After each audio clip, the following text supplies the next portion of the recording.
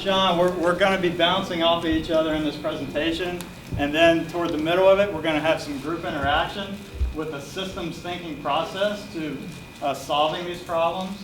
And then I'm going to connect that to this design here, and we're going to have a lot of interaction after that as well. All right, we're good. Okay, We're excellent. good. So you want to kick it off? All right. Well, first of all, I'd like to begin by welcoming everybody. Thank you for coming. I appreciate it. So, quick show of hands. Who here is a parent? Who what? Who's a parent? You're a parent. Parents. Oh, Excellent. You too. Raise your hand, Sean. Well, that's true. That's true. I can't forget about that, because that's the reason why I'm here. So, I'm going to frame this in, like as a rhetorical question. So what exactly is a just and sustainable future for our children, the world's children look like? Speak up a little, Sean. Okay. So what exactly does a just and sustainable future for our world's children look like? So you have resources, you want to manage them intelligently so you ensure that you don't use them all, like what we're doing globally right now. Just, it's just as equitable, morally sound, which, that's kind of broad. So we really need to get to the root of that. What is just? What does that mean to us? Does that mean that everybody should have access to the necessities of life? I would think so, because that's current. Our technical capabilities say that every human being should have access to shelter, water, energy, and food. And if people don't have access to those things, you can be guaranteed that there's going to be aberrated social behavior. So, and then also, it's for the world's children, not just the children of the United States. We're talking about globally here. We're talking about the world. So we have to have a global mindset when we're going into this concept. All right. So you want to introduce yourself? Yeah, so let me begin, just to provide you a little context. My name is Sean McCrea. I'm a member of Veterans for Peace down in San Diego. And, so initially, I'd like to begin by, stating that, I joined the Marine Corps back in 2005. I served in Operation Iraqi Oil. That's not a Freudian slip. In 2007. And I was subsequently discharged in 2012. Now, there's a whole very long story behind that, and that would be veering off topic, so I'm not going to go there, right now. But what happened? So, while I was there was, many very, key pivotal points. Being a combat veteran, things that I saw over there made me question, what exactly is it, and why are we here? Very simple question. And along your training, that's not part of any kind of training manual. It's not part of any kind of thought process that's, distributed along the chain of command. You are told what to do, how to do it, and when to do it. And as such, it is your duty to fulfill those, commands, those obligations. So I remember when we were over there, many incidences where. Speak up still. Okay. I remember there were many instances, and one of them was, while we were out on patrol, we had discovered the body of a dead Iraqi man with his entrails falling out of his, abdominal cavity, and a shrapnel wound in his head, and part of his, what would be described as his gray matter protruding through his skull. And I say this quite matter-of-factly, but the truth of the matter is, at the time, it was shocking, it was disturbing, and it was deeply troubling. And I couldn't help but to wonder, that at some point in this man's life, this was somebody's bundle of joy. This was somebody's son. This was somebody's, possibly nephew or, child. Going back to son. But the thing about it was, there were very few answers. And dissent is not something that's tolerated within the ranks. We don't question. And I had a hard time with that. I found it deeply troubling. I had to question my own morality. What am I a part of? What am I supporting? Where are my values? The truth is, I enlisted when I was 26 years old, and I did so because I found myself disadvantaged. Not having at the time, I would say the upward social mobility, the opportunity to go to school. Of course, it exists, no doubt, so I can't say unequivocally it wasn't there. But, between, my obligations, certain dysfunctionality in my life, the Marine Corps seemed like a very palatable option at the time to escape what was going on. And so, I made the decision to enlist, going against my better judgment and what I really kind of believed to be the truth. And that's what contributes to my personal moral injury. Now and I'm going to fast forward quite a ways here so that we can move along. I came to Veterans for Peace 2 years ago, and I believe it's the right organization promoting the right message, advocating social justice, and in keeping with the theme this year about what a just and sustainable future for our world's children looks like. That's why we've put together this brief presentation for you. And at this point, I'll go ahead and turn over Michael Haynes here. Myself, I joined the Marine Corps when I was 18 years old. My first duty station was in Okinawa, Japan. And by the way, there's people in this room that flew all the way out from Okinawa to be here, so thank you very much.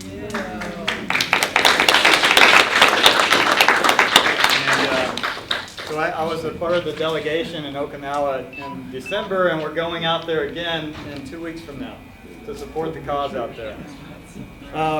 So yeah, I joined the Marine Corps, 18 years old. I was I'm from Georgia, and so from Georgia, it's the Bible Belt, and I was very, very patriotic at the time. So I was, as I say, drinking the Kool-Aid. And so I was a pretty gung-ho Marine. I ended up going from Okinawa to embassy duty and then to Force Reconnaissance. So Force Reconnaissance was an elite unit of the Marine Corps, a Special Operations unit. And during the time of the Iraq War, we had we were the most senior Force Reconnaissance platoon in the entire Marine Corps. So we were used quite extensively during the invasion of 2003. And I can't tell you the effect that war had on me. It was just completely turned me around 180 degrees. All of a sudden, I started questioning everything. Day in and day out, we probably averaged about anywhere from 2 to 4 raids every single day. And we did green side ops and black side ops. Direct black side ops in Iraq is all we did. That is. What is that? Well, I'm getting to that. Black side ops is direct action raids, like what the SWAT team does. They put charges on doors, they stack up against the wall, wait for the charge to go off, and then go in and sweep the rooms and shoot any threat that's in there. So I would say about over 60% of the intel that we got was just flat out dead wrong. We were busting in these doors, going in. Intelligence is basically when there's a whole other group of people that's supposedly getting information, filtering it down to you, saying, okay, you have Saddam Fahim loyalists in this area. You need to go raid this area. And over 60% of that was wrong. And so we're kicking in these doors and going in these rooms, sweeping them, and there's just families in most of these homes that we're going into. So we were terrorizing the people over there. I mean, elderly women, throwing them up against the wall, little 4-year-old girls literally shitting themselves and peeing their pants and just screaming in such horrific, I mean, they were so horrified. A bunch of blacked out, people coming in there with weapons. That's a scary thing. And so that really hit me hard. Constantly taking young men out of their homes, just out of the mere association of being at military age, taking them to get interrogated, tortured, who knows if they ever made it home or not. So, this day in and day out, not to mention all the bloodshed, people getting shot and seeing that. I'll never forget when a young man was shot, and he was shot in the head, and he was still somewhat kind of coherent, but he was on his way out. And my buddy was a medic. He was trying to do everything he could, and this guy basically died in my friend's arms, and I was right there helping him, and I'll never forget that image. That stuff, it was something for me to come back home, and it was very hard to integrate back into society. A lot of guilt for being involved with terrorizing the people over there. And so finding this group, Veterans for Peace, was huge for me. Thanks to my buddies here, Sean and Jason, we all decided, hey, we're going to go check this group out. And you guys understand me, you understand where I'm coming from, what I've been through. So it's just an amazing support network here with Veterans for Peace. So now we put all our efforts to problem solving and designing this world of peace. We help other veterans, and that's basically my focus. How do we get rid of this bullshit that doesn't work and really create a world of peace? So discussing briefly about, what stands in our way. I think it goes without saying, and perhaps maybe I'm being a little bit redundant, but it stands to reason that I need to bring it up. We talk about, our current socioeconomic system. We talk about neoliberalism. We talk about, in geopolitics, the realist theory, where basically decisions are made, for strategic positioning for access to resources, or, corporate interests dictate, via the, as we all hear, the military-industrial corporate complex. Well, that's real, and we all know that. What do we do about that? Well, obviously, it stands to reason that, we have to have a shift in values. And, part of that transitional shift came while I was overseas, as it did for Mike. Coming back, being lost, not having, in my opinion, a support network. There was a lot of, ingenuineness about it, and the impersonalness, and the way things are portrayed in the mainstream media. The glorification of violence, the glorification of the soldier, or the Marine, or the sailor, the service member for that matter. And we completely overlook the implications, the results of our actions. Not once is there ever a mention about civilian casualties. And when there is, it's usually a very brief and self-righteous sort of, or it's glossed over in such a way that it's, whatever. Well, that's completely unacceptable. And the understanding I've come to through my studies and through my networking here is that with our current, socioeconomic, top-down system, that these are the outgrowths of those actions. Naturally, we're going to have war. Naturally, we're going to have conflicts, in geopolitics, and a lot of these ideas that we talk about when we discuss, resource-based economy, when we discuss sustainability, when we talk about allocation of resources and placing human need above profit, that's where we come to. So, okay, so the current condition right now, we're trying to build a just and sustainable future for the world's children. Right now, the UN estimates that between 18 to 20,000 children die every single day due to poverty and preventable diseases. Would you repeat that, please? Between 18 and 21,000 children die every single day due to poverty and preventable diseases. 5,000 of those kids die from diarrhea alone every single day. And this is something that our media just doesn't want to seem to touch. So I think that the theme is very important here, especially with the fact that the four major threats that I'd like to briefly touch on, number one being climate change. Yeah. Okay, climate change is something that threatens us now to where we have to shift from a mindset of geopolitics to one of biosphere consciousness in one generation. Okay, because the big threat with climate change is the effects that it's having mainly right now on the ice caps and the permafrost. Because if the ice caps go, what happens, it's a self-perpetuating loop that the ice caps go, the water is darker, that absorbs more heat, and it can create a runaway condition that may be irreversible.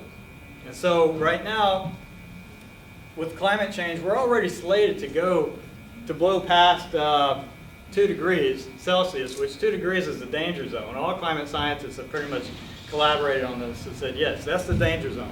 We're already slated to hit around 3 or 4 right now. 4 degrees, what that looks like, if you don't know, 4 degrees is hell on Earth. Yep.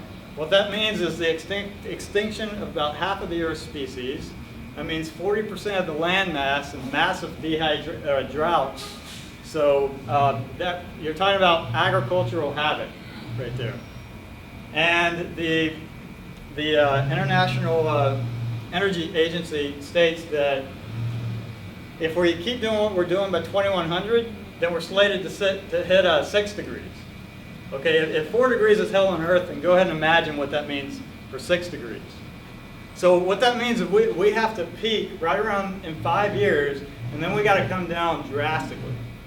So we need drastic solutions with this. Okay, does anybody know what the 3 major culprits are to climate change?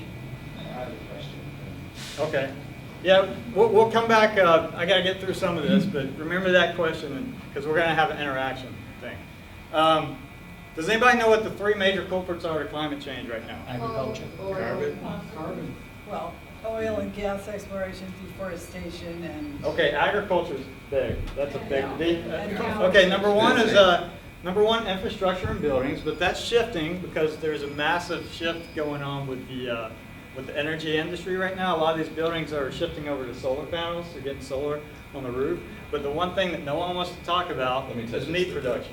Yeah. Meat production.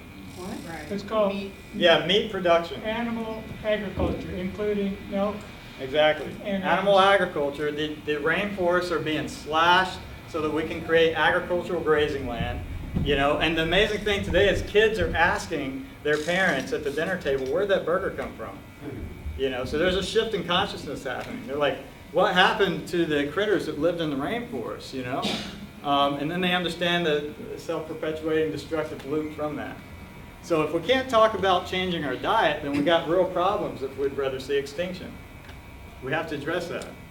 And then the third on that list is transportation, which there's massive revolutions happening in that right now as well. We've got electric vehicles that's on the comeback. They're, you know, everybody's getting solar. So we've got, and now we've got self-driving vehicles that pretty soon will be 3D printed. So there's a lot of changes happening right now. So, okay, climate change, big threat. Poverty, I mean, poverty is responsible for more deaths and human suffering than all of the wars in history combined. Warfare, I don't need to go too much into that. Everybody understands that. And I would say this would be the most important, values, shifting in values. Because we have to have that collective shift in consciousness if we're going to turn this thing around.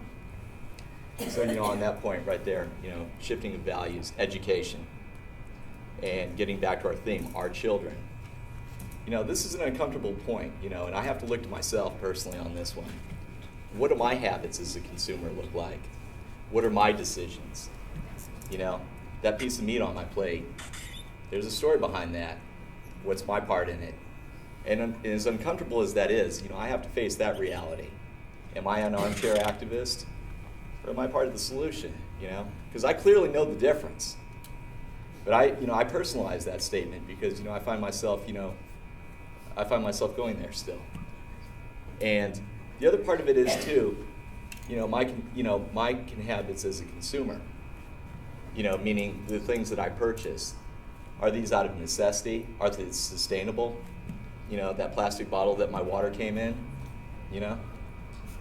I know what this does to the environment. But yet, why am I being compelled to do this out of convenience? And you know, I find that when I challenge myself, I hold myself accountable. You know, as I'm telling my children, you know, as I'm sharing with them, you know, the knowledge that I have, because I have to look back to myself, and I realize that, you know what, I set the precedent. And I think that's really where it begins. If I had to like sum it all up, as a parent, you know, I am responsible. So. Okay, so I'm going to shift into our 21st century capabilities of solving these problems. The amazing technologies that we have, the amazing understandings that we have to apply different concepts. A lot of people aren't really aware of this right now, but technologically, we have the capabilities of providing for all the world's children at an extremely high standard of living based on cooperation and abundance, which goes directly opposite of the current economic climate of the times of scarcity and competition. So we're still competing with each other for the basic necessities of life. But yet you have a super rise in technology where technology is taking our jobs right now. A lot of agriculture, for example, you know, back at the turn of the century, like almost half the population was employed in agriculture. Today it's like 99%. And the automobile industry, if you look at the automobile industry, pretty much the same thing happened. I mean, it was all people working on these building these cars today is pretty much fully automated. So a lot of these jobs ended up going to the service sector, which now the service sector is being hit. If you go to pretty much any grocery store, you can check out at the automated kiosk. So what's happening, a lot of people are losing their jobs, population's still increasing, so that could lead to a condition called technological unemployment, where so many people will become unemployed because the technology is there to do the work for you, but yet we're not getting paid for that. So now we hear talks of things like the unconditional basic income, which I think is a great thing to implement to help us transition to where we're going. So we have some amazing capabilities right now. Decision-making process. We're still using politics, and politics for making decisions, to me, it kind of blows my mind in the 21st century, because we keep electing these groups of people and they make these decisions based on administrative opinions. Whereas today we have the capability with incorporating both interdisciplinary teams in all scientific fields, along with highly advanced computer database systems that can store all this technical information in all scientific fields, cross-reference trillions of bits of information per second, which no human being can do that. So we have the capability to arrive at decisions rather than making decisions based on administrative opinions. And we keep doing the same thing over and over and over again. So we have capabilities of making better decisions, really to transcend politics altogether. And then moving into, I don't know if some of you guys ever read the works of Jeremy Rifkin. Let's see it, show of hands. Anybody heard of him? Or how about Jacques Fresco with the ResourceBased Economy? Okay, ResourceBased Economy advocates, which this study, by the way, the designs and concepts are extrapolated by this guy, Jacques Fresco, who's 100 years old today, who happens to be a Veterans for Peace member. He's just so old he couldn't come out here, and he was in the Army Air Force back during the World War II era. He lived through the Great Depression, dedicated his life to designing a system that was based on human and environmental concern as primary rather than profit. Could you please write his name on the board? Sure. Write Jacques Fresco. The Venus Project is his website. If you write down thevenusproject.com, you'll definitely want to go check that out. V-A-N-C-E? Like the planet Venus? Venus. Yeah, thevenusproject.com. And Jacques Fresco. Okay, so the concept, we should put human and environmental concern over profit. Because as long as profit is primary, the human condition will always be secondary. I mean, a lot of people in here are Smedley Butler supporters, right? Everybody's heard of Smedley, awesome guy. He basically said that if we need to get profit out of war if we're going to end war. We all understand that profit corrupts politicians. Get the money out of politics, right? So maybe an economy based on scarcity and competition, really kind of corrupts everything. So Jacques Fresco devised concepts called a resource-based economy. That's eventually where I think that we're going to have to go if we're going to survive. But to get there, it kind of blows people's minds when you're talking about a resource-based economy and what it is. A system with no money. How can we do that? Is that possible? Well, Jeremy Rifkin really kind of outlines the transition framework of how to get there. So what he talks about is what's happening right now is we're transitioning and moving into what's called the collaborative commons, the Internet of Things, where the Internet started from the digital side of things, and now is starting to cross over into the world of brick and mortar. The capitalist system has been the primary mode for a while now, and peaked basically in 2008. And what's happening now is that's going down. The collaborative commons is moving up like this. Jeremy Rifkin's saying that in 2050, that capitalism will not be the primary mode anymore. It'll be a collaborative commons. And that's due to a shifting in consciousness of what we're seeing with the communication that we have today with the internet, with the millennials, really starting with the millennials, that we're now shifting to that biosphere consciousness mindset. We're understanding that we are all connected, and we're living on this little blue dot, this little blueberry, all together on the earth, and we've got to learn how to work together. So there has to be a convergence of three major areas in order to have a shift in the economy.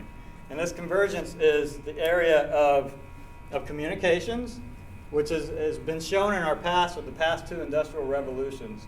You have the convergence of communications with the printed word, the telegraph, as well. And then combine that with coal and gas, and then coal, and then railroads, and all of a sudden you have the first industrial revolution that popped up. Then 1903 came around, the discovery of oil. You have another transitional shift with the discovery of oil. Population exploded. The telephone, which had a major impact on how we communicate.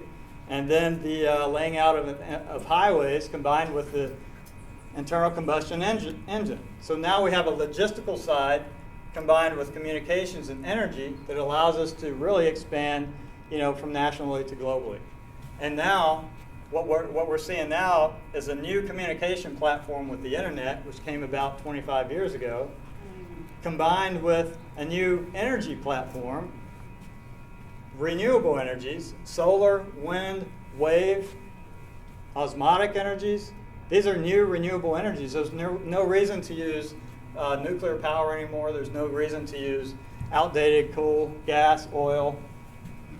So we have the capability to, what we're doing now is from lateral powers, Top-down hierarchy. Yeah, to top-down lateral. hierarchy Yeah. of energy sources that's hard to get. We're shifting out to lateral. So top-down to lateral. So now people are putting solar panels on their homes. Corporations are having solar. And in Europe, they're starting to share this energy with the energy internet.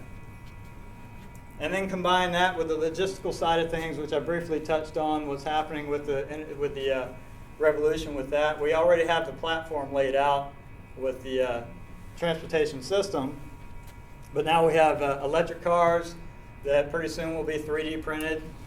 The first 3D printed car, I think, is in Canada, runs on solar. And they're going to be self-driving as well. So basically, with 3D printing, and now people at home are going from being consumers to prosumers, where they're actually producing product and goods and services and shipping them out. Pretty soon that'll be free to be able to ship it out. Because once you once you get your fixed costs, then everything after that is pretty much free. You're not paying for it from the sun. So it's a zero marginal cost society, what we're moving into right now. Do you want to add anything to Well, that? a brief caveat to that would be in the manufacturing process. You'd mentioned 3D printing. There are applications right now where you can, on a industrial level now, begin to print molds and be able to apply those.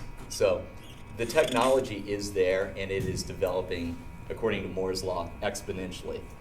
What we do lack in the way is the political will. And a lot of that has been stifled, I think most of us would stand in agreement with, is by certain establishments, particularly within the corporate sphere, that are trying to, suppress those technologies. But, I think really the pivotal shift begins with us, in the way that we view our relationship to, these things. So. Yeah, and according to Moore's law, we're having the technology rise like this, but the cost is going like this. So the cost is continually dropping. You look at all the electronics, $25 smartphone.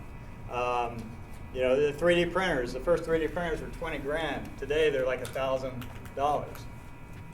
The solar watt back in 1978 was $78. Today it's around 60 cents, between 40 and 60 cents.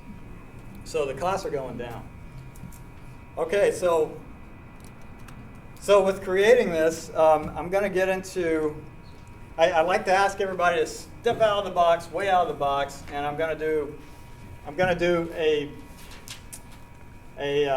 little project here with a project of the mind. Okay, let's imagine for a second that we discovered a new planet.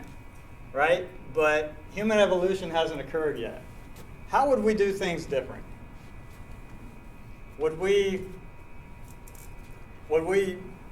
do things the way we're doing it now? Would we put a bunch of businessmen out there? Would we have Democrats and Republicans out there running everything? We already know where that's going to lead us. You know, everything's polluted on our planet today. So there's another method that we can go about to do this right, and that's what I want to explore here with you right now. So what we're going to do is a systems thinking process, a systems thinking approach with these with the stickies that I handed out to you. And who doesn't have any stickies? Okay, we'll get 3 to each one. So you Anybody got give 3 them? of them. And what I'd like to ask you to do is you're going to write down one thing for each sticky. And the question I have for you is, what does every human being need to live in a just and sustainable world? So put 3 things? Yeah, put 3 separate things, one separate thing for each.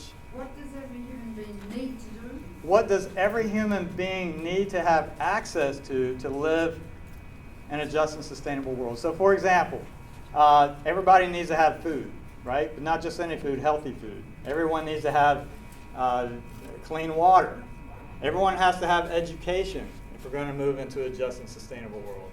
How about healthy social interactions? That's a big one a lot of people miss. So those are just some examples. Has everybody got it? Okay. So we're going to play a tune that's, how long is it, Sean? 3 minutes and 7 seconds. So you got 3 minutes and 7 seconds. We're going to play this little tune for you so you can get in your meditative peace zone and write these things down.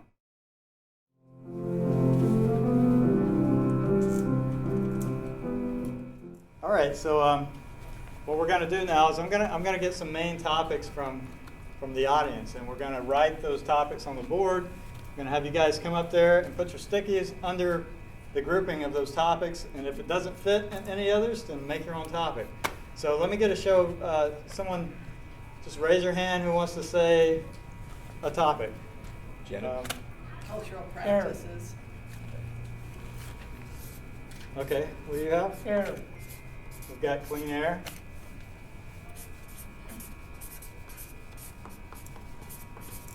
What else? Support. Support. Behavior. Support behavior, So- that would be in the same. So just to clarify on support, can you elaborate just briefly? That was hers. I'm sorry. Support and then being able to be, I have altruistic support down here. Okay. So being able to be fostered, being able to get through hard times, being shown, so it would, Like- education could be understood. Yeah. Okay. Yeah, so we'll write education and put like support underneath that and whatnot. Could it be even broader, love? Yeah, love would go under that too, I would say. Yeah, exactly. Oh, Yeah, what's that? Say again? Food? Okay, we got food. That's a big one. Everybody needs food. Water. Water? music. Ah. Put Yeah, that, well, yeah, group that one under here. Right. Cultural practices. I'll just go ahead and bring it down here. Okay. Safety. So, Yeah. Peace. Safety. safety, okay. How about shelter? Shelter, that's a big one. All right, Maslow's hierarchy of needs there. All right. Yeah. Gotcha. Rest and relaxation. Some kind of family planning. Family planning. Uh, Okay, what else? Anything unique that nobody has said yet? Peace. Community. Peace, okay. Put peace in like big words here because everything's about peace. All right. Space exploration. Say again? Space exploration. Space exploration. All right, go for it. How about exploration? Healthcare is huge. Healthcare, yes, yes. Anybody else? Community. Community? Meeting. Meaning, like purpose, meaning, purpose. Yeah, okay. Justice. That's like mass level. So by meaning, we're talking about like self-actualization. What's that?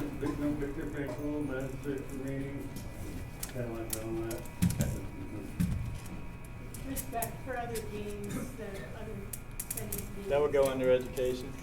All right. Would arts fall under like, I don't know, cultural? Yeah, culture, music, arts. Okay. I think that's enough. We can get Right. people to put their stickies up All there. right. If it doesn't apply? Yeah, if it create doesn't one. apply, just write one up there. All right, go for it. And, oh yeah, when you're doing this, please no talking, because it tends to work better when it's real quiet.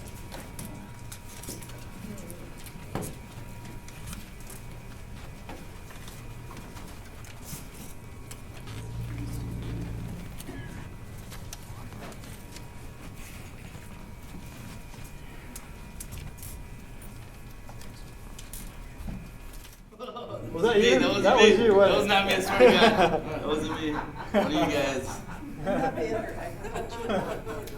A sense of place, a spiritual practice, music, shelter, home, safe shelter, sensible shelter, a lot of shelter, safety. What do you have? So let's see here. Let's take a look at healthcare, right? We have emphasis on preventative care. I agree. Healthcare, health. I mean, yeah, I would definitely have to agree with that. You know, without health, you do not have very much. So, coming over to food, air, water.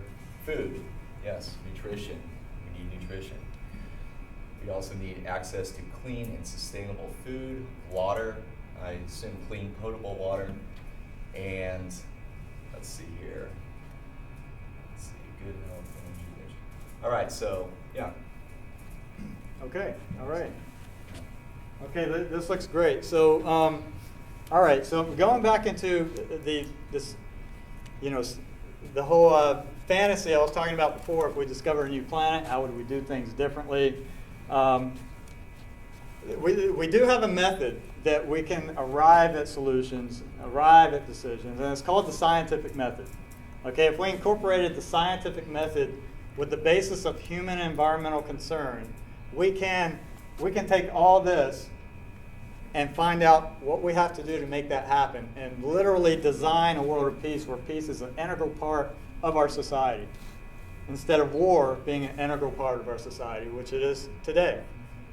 So the scientific method, what that means is that it's just a method of information gathering, logic, reason, and deduction, and then hypothesizing and coming out with a result that has to be tested by others. That's the big kicker. It has to be tested by others to prove that it works. So it's not based on any religious dogma or political method of, you know, making these decisions off of ideas, or I believe that it should be this way. I feel that it should be this way. Let's put these things to test. Okay? Hold your questions to the end, please. So without the scientific method, we couldn't do all the amazing things that we see today. All these cars out there, the building that you see in here, the camera that he's holding right there, the phones that you have in your hands. There's no way we could do that without the scientific method. Great thing about it is that it's like a language that can be read and can be matched in other cultures. So the scientific method is a process that we can do this. Now, the first thing we'd have to ask ourselves, stepping out, thinking globally, peace for the world's children globally, is what do we have and what do we need? Okay, we know that we have a planet full of resources, that if we intelligently manage these resources correctly, we can provide for everyone, no problem. But the problem is we have a growing population, 7.3 billion people and rising quite drastically. So we have to keep with that in mind. We have to understand that education is going to be a huge process, you know, or else we're going to have to do something like what China's doing. No one wants to go there. So with education, we can curb those numbers down. Instead of teaching people it's okay to have 14 children per family, 1 or 2 is okay. We can come at a balance, but education would have to be the top priority of the city system.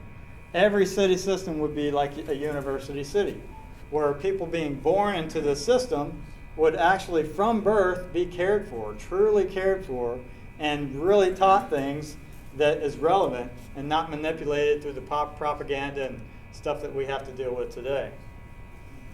Okay, so you've already answered the questions of what we need to incorporate that in the system. So first of all, from a global standpoint, with the technology we have advanced satellite systems that can actually detect resources, what we have where. We have precious metals on this side of the planet. We have wind harvesting capabilities over here, solar over here, wave power over here. So we simply strategically orient ourselves to these resources on the planet, strategically orient our manufacturing extraction facilities, and connect that to the social unit of humanity, which is the city system itself. And the city system is so important to address because of the fact that over half the world's population lives in city systems. That number is rising. By 2030, it's going to be around 60%. And there's also a direct correlation with the amount of poverty that we have in the world today. Over half the world's population lives in a state of poverty. So it's extremely important to redesign the city structure. And I'm not saying that everybody has to live here. If you want to live off the grid, that's great. I prefer that kind of living. But if I have a choice between an old, worn-out, dilapidated city and basically a paradise on earth, I would choose the paradise on earth. So the city system, in order to make these things happen, it needs to be designed intelligently. It needs to be localized. And localized with a particular carrying capacity. So localized, what that means is, we have, for example, an agricultural belt surrounding the whole city that we're actually growing our own blueberries there, and you don't have to ship them from Chile anymore. So we can do a lot of this stuff locally. Everybody understands that shortest distance between 2 points is a straight line, and the shorter that distance is, the less energy that has to be used to transport these goods and services. And in today's society, that's connected with the war system, and our needs, our addiction to oil. So localization is extremely important. It's also important to have a carrying capacity in mind. For example, this city itself, say it holds 100,000 people, right? In each sector, you would have, let's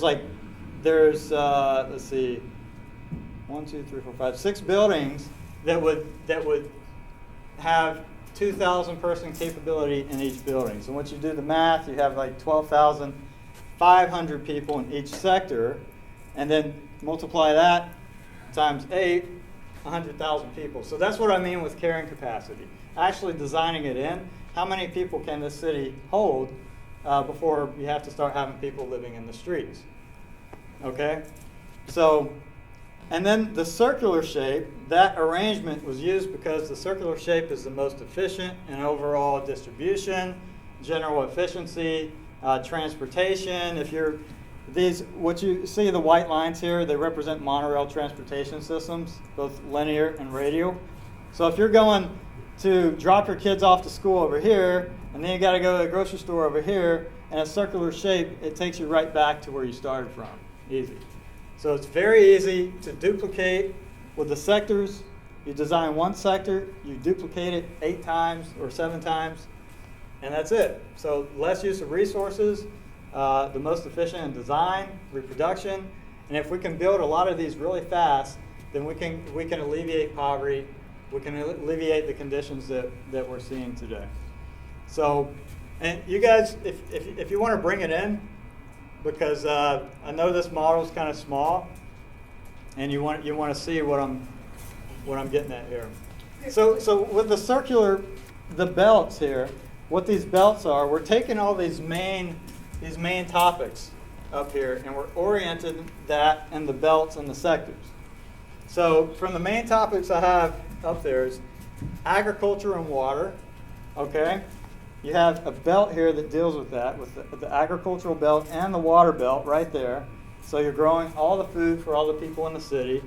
And the water belt, we also incorporated atmospheric water harvesting generators where we can actually pull the water out of the air and solar distillation units as well. We have waste management and recycling, very important thing for any city. Energy belt, we have the energy belt here. Education is the whole priority of the whole concept. You want a well-informed public. Transportation, if you look really close, I'm really proud of this right here. We put a lot of work in it. That is a monorail.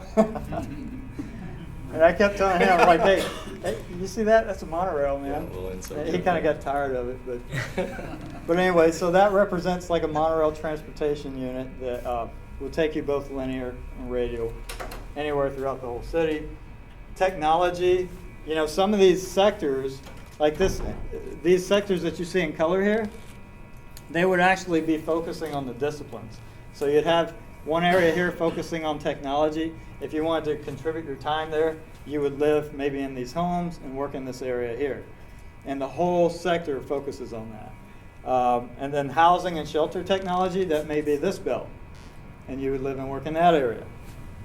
Medicine and healthcare would be over here, and so on. So all these major areas are covered. Everything's designed into the system itself. So moving from the outside, you see the outside belt, that's the recreation belt. That's where people can go and do dirt biking and various different outdoorsy type activities. Moving inboard, you have the waterway.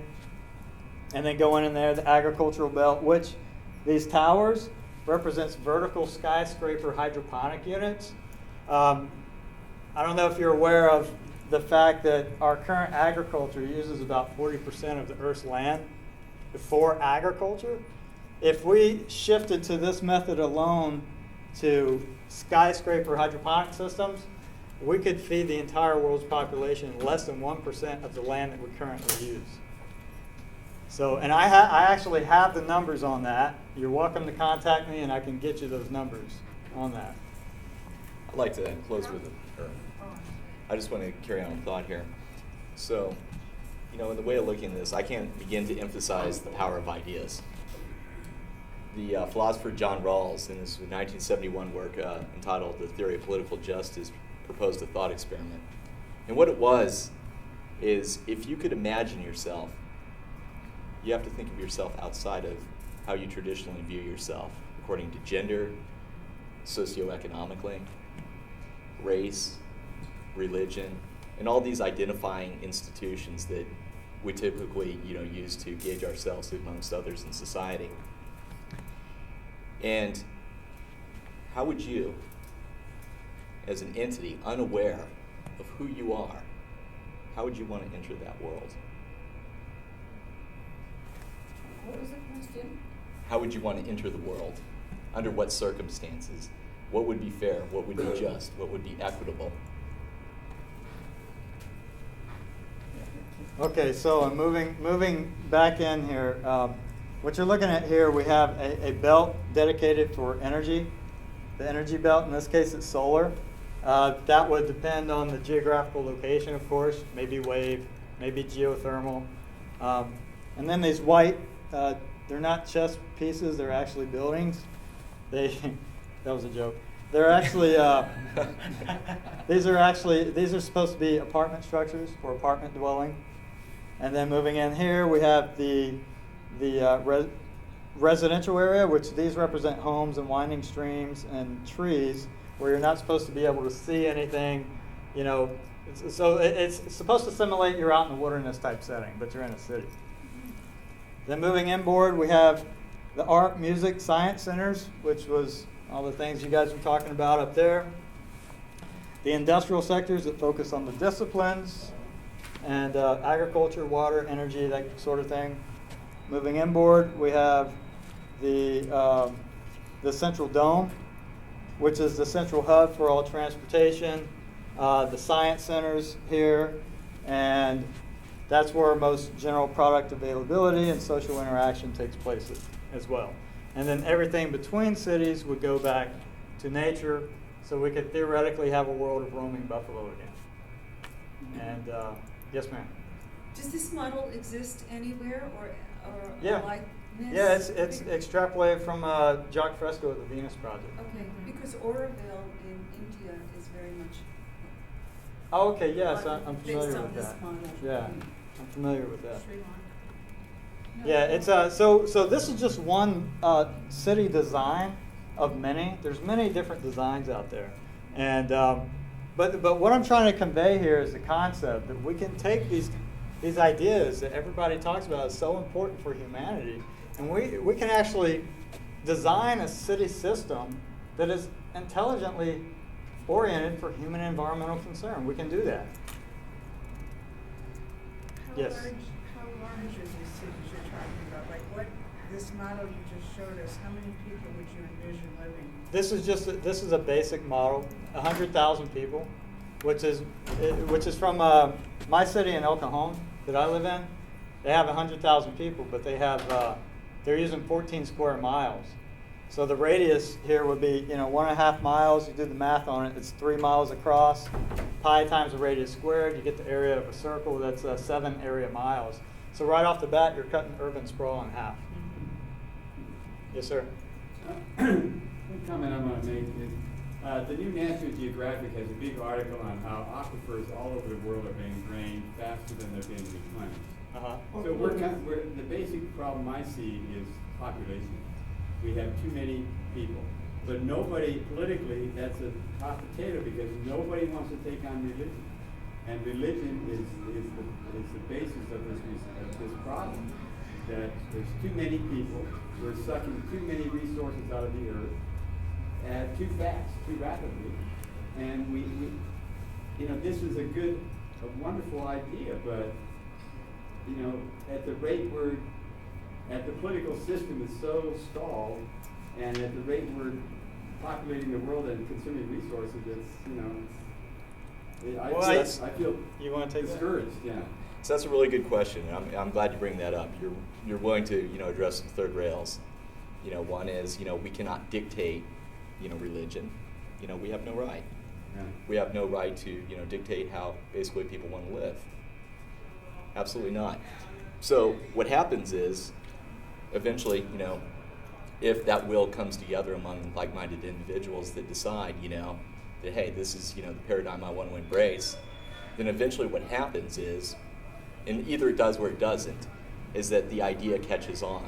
When people see something that works, Yeah. they are inclined to move in that direction. Well, it's really And institutions, institutions rarely change, minorly. Yeah, I mean, when that pivotal shift begins, momentum gathers behind it, and eventually, things kind of, We're kind of backing ourselves into. Well, that's why education is so important too, Yeah. because you guys heard of Buckminster Fuller, right?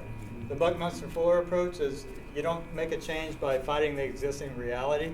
You make the change by creating a model that makes the old model obsolete. And so that's what we need to do with those areas. But I will say that population is not really the major problem here. The major problem is, in fact, our resource management and allocation,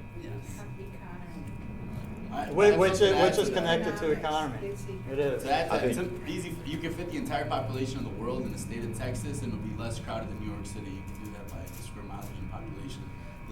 It's not sustainable in the current systems that we're living in. Yeah. But we could change the systems where But we the could. population increase is exponential. It's like we're at. Well, I mean, 70 billion. education is what would be one way to address Right. that. I think. You got to address it. Yeah, It's for sure. exponential. It's like we went from 6 billion to 7 billion in 12 years. Yeah, what you got? as well. Oh. Uh-huh. Okay, thanks. Yeah, okay. I want to quickly say that your line of argumentation has profound sexist and racist underpinnings to it, which I can't address other than to point that out to you. And I mean, maybe we can have a separate conversation, but that is often used against women in a very destructive way. Well, I don't So see then, let me finish. My other point is, gentlemen, I feel like, like my heart is over to you. I'm the aunt of 2 Marines who both, thank God, came home okay.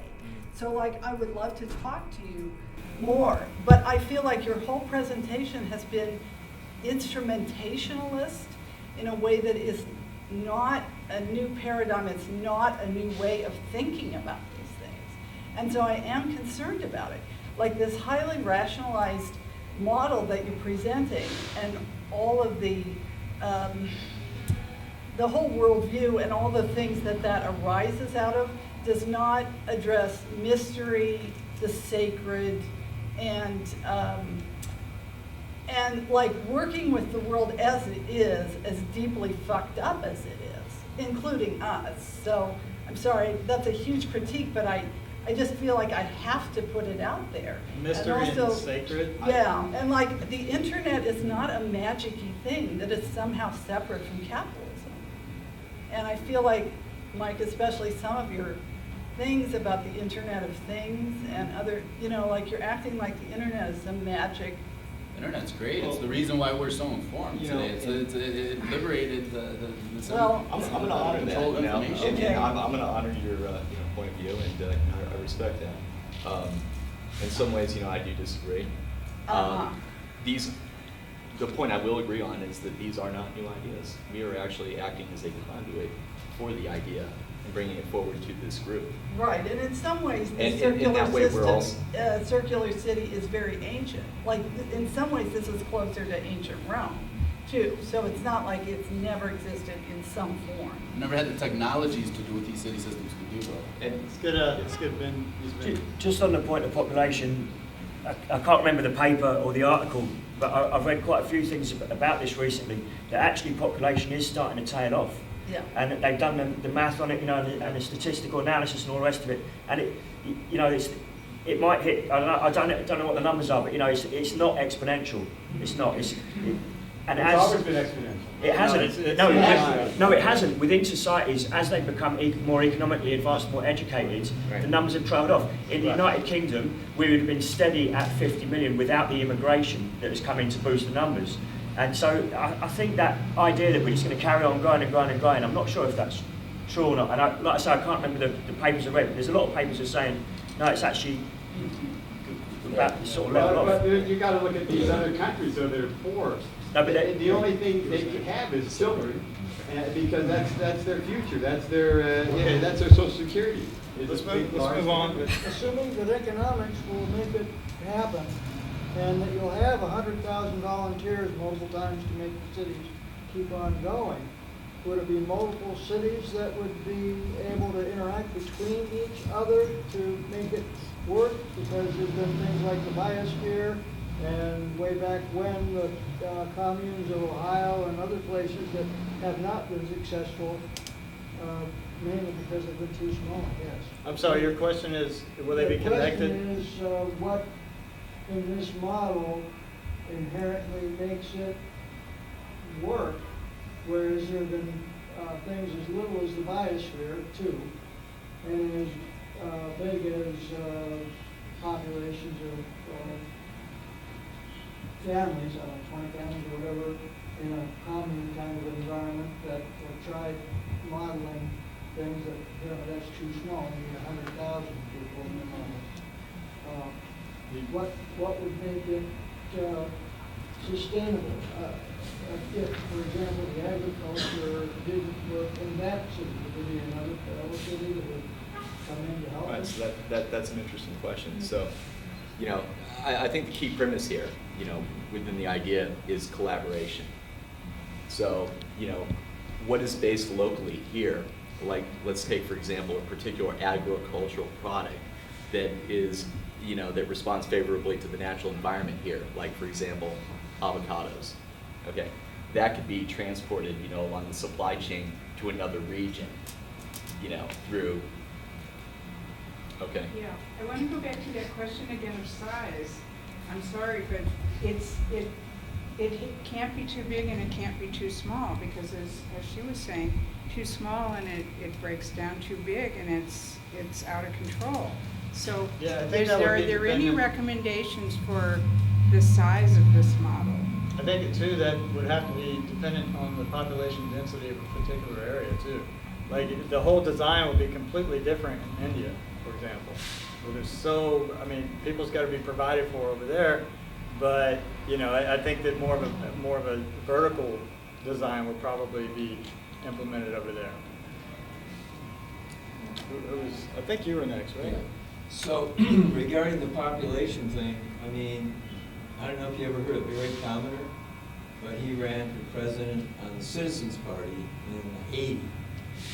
He was a scientist at St. Louis University, and he did a study that showed when people who have been in poverty leave Africa for $1.5 trillion every year, Yeah, right. instead of letting them have that money, this is going to continue.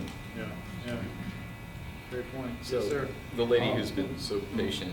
There's Well, a that's certain right. amount of decision-making that would have to be done even in a case like this, right? Which questions are we going to put through to the computer? Who's going to do the decision? Well, that's what I was talking about. Interdisciplinary teams. Pardon? Interdisciplinary teams are specialists in these areas. Areas of city planning, of agriculture, of energy, of water production. They would be the ones making the decisions coupled along with the advanced computer database systems, because they have the information to do it. And who decides who they are? Yeah. What's that?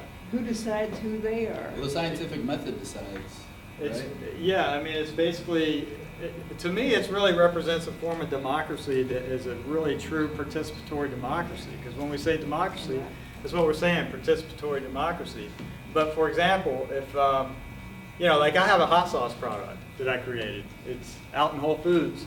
And this product took me a year to get out on the shelves of Whole Foods. In a system like this, I could create this product, put it through the internet system, if you will, and it would scan its product informational integrity, send it to the interdisciplinary team of the agricultural field. Based on what I have done, I would then be invited to be a part of that team, you know? So it would be based on what people have actually done to get in these positions. Gentleman in the back, and then Mr. Griffith. I'm just thinking about the fact that there'd be a great deal of resistance to such a thing, because there are people that are used to being in power that would not be in power any longer. And Yeah, well, that would take a massive. How do we get them out of power? That would take a massive shift in consciousness on our part. Really. Gentleman in the back. Yeah, first, I applaud you guys for a really ambitious attempt at solving enormous global problems that are only increasing. So, hallelujah. Secondly, what I'm struggling with is the conflict or the juxtaposition between the individual and the collective here. I mean, this is where Americans are highly trained in an individual structure. Yeah, in India it's very collective. China is very collective. One solution here is, and it's not mine, it came from somebody else. Resources. You take money out of resources. Well, if this is a growing region, or say you need energy. Yeah. The Sahara is planted with solar cells. You need water. It comes from Brazil. You need what's that? Lithium. It comes from Bolivia. What happens is A, there's no money. B, you look at the globe and its resources, and then you employ your model where people can be highly individualistic, right? And have their city of 50,000 or 1,000 or 100,000, and both are achieved. Because I agree with you, decision making is inherently difficult with human beings. When you get any three in a room, it's a challenge. Yeah. Anyway, it's just a way of getting money out, reallocation of resources, keeping our concepts, the individual, the collective. Keep your religion if you want your religion, and make your city a model of how you want it to be. Whether you are in southern Sudan or whether you're in Mexico and you think Jesus is coming. Well, that's pretty much what a resource-based economy is the intelligent management. He's had of his hand up resources. for a while. Now, what are the nearest examples of communities that approach your idea? And is there a problem of class divisions in such communities? I'm thinking The only at the community moment I of know Western is Virginia and Oroville, Yeah. which I think are more at a higher economic class level, but I'm not sure. Well, Oroville's population is mostly Indian, South Indians, because it's in Tamil Nadu. a southern state of India, and Europeans are very dominant there as well. So the Europeans tend to be upper class, the Indians are lower class, and yet they are more numerous. So there are class differences between the whites and brown people there. So that creates some conflict, especially because Indians are the dominant in numbers. Yeah. So does that answer your question about class differences? And those class differences are somehow smoothed over by the economic system there, which is very egalitarian. And that's not something that we've discussed so much, but Oroville, nobody makes any profit either on their housing or on anything that they produce. It all goes back into into the system to keep it sustainable. Yeah. Can I ask you a question? Have they overcome the caste issue in India? No, they haven't. Who are you kidding? No. If you're Brahmin, you live really well. There's 580 million in it. But what you're talking about, Over a billion live quite poorly, on less than $2 a day. How do you change Yes, that? but Oroville has as I said, it has an economic base so that nobody, whether white or whether European, American, Australian, makes more money than the Indians. So they work outside of the Indian system. It's an economic system just within Oroville. And this is very much this kind of concentric model Well, I that you think- present here is very much. I think what you're talking about too is, the egalitarian mindset, where there's a big shift with the younger generation in that direction as well, due to our understanding of the global consciousness now. It's, millennials they're preferring access over ownership. I mean, look at Uber. Uber came about. Airbnb is another one. There's some big shifts happening, and I just like to kind of close this with, and we can keep interacting if you want, with what Dr. Martin Luther King said. He said that those of you who love peace must learn to organize as effectively as those who love war.